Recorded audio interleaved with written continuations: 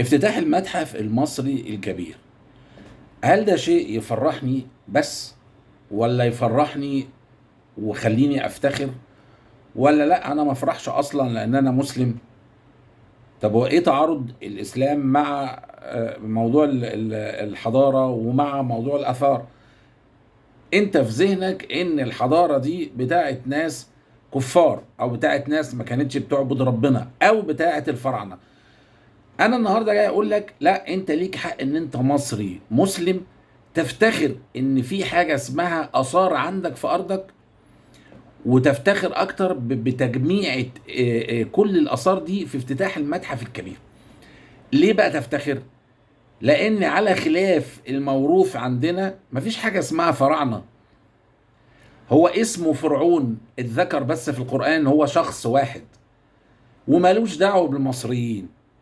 فرعون ده كان اصلا دخيل على اقتطاع جزء من أرض مصر حكمها.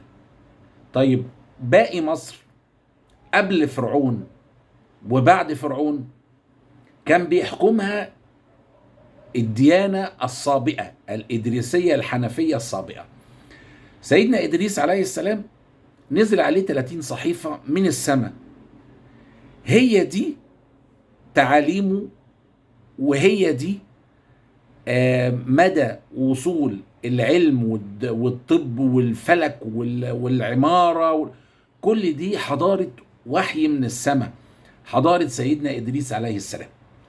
يعني المعابد اللي حضرتك بتشوفها في أسوان وفي الأقصر، إذا كان معبد الأقصر أو معبد الكرنك أو أيا كان، دي كانت معابد موجودة للتوحيد.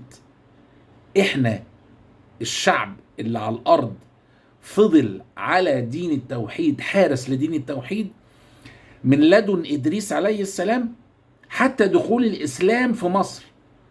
يعني فضل الحضارة والشريعة والديانة السابقة بتاعت سيدنا إدريس موجودة، وكانت واصلة لغاية سيدنا زكريا وسيدنا يحيى، لأن دول برضو أنبياء الديانة السابقة التوحيدية الإدريسية.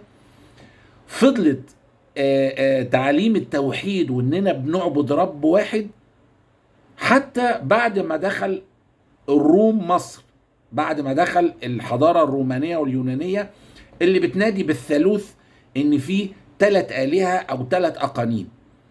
ساعة الوقت ده كان في التوحيد على يد ناس زي الاريسيين، اريوس الليبي كان موجود في مصر بينادي بيقول يا جماعة لا، احنا نرجع لديننا، احنا دين السابقة الإدريسية الحنفية الإدريسية، التوحيد، الله هو خالق الكون واحد بس، ما دونه إما رسل أو ملائكة. وصلت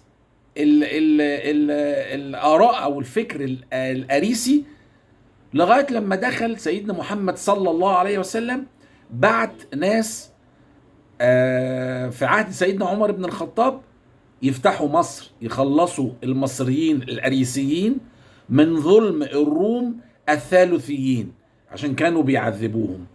فكانت نص رسالة النبي محمد صلى الله عليه وسلم من محمد رسول الله صلى الله عليه وسلم إلى هرقل عظيم الروم: أسلم تسلم، وإلا فإن عليك إثم الأريسيين اللي هم الموحدين. لذلك هتلاقي ساعة لما دخل النبي محمد صلى الله عليه وسلم مكة كسر الأصنام كلها. طب ليه سيدنا عمر بن الخطاب وسيدنا عمرو بن العاص لما دخل مصر ما كسرش كل الأصنام اللي انتوا شايفينها لو هي اسمها أصنام؟ ليه؟ لأن دي كانت حضارة نبي الله إدريس.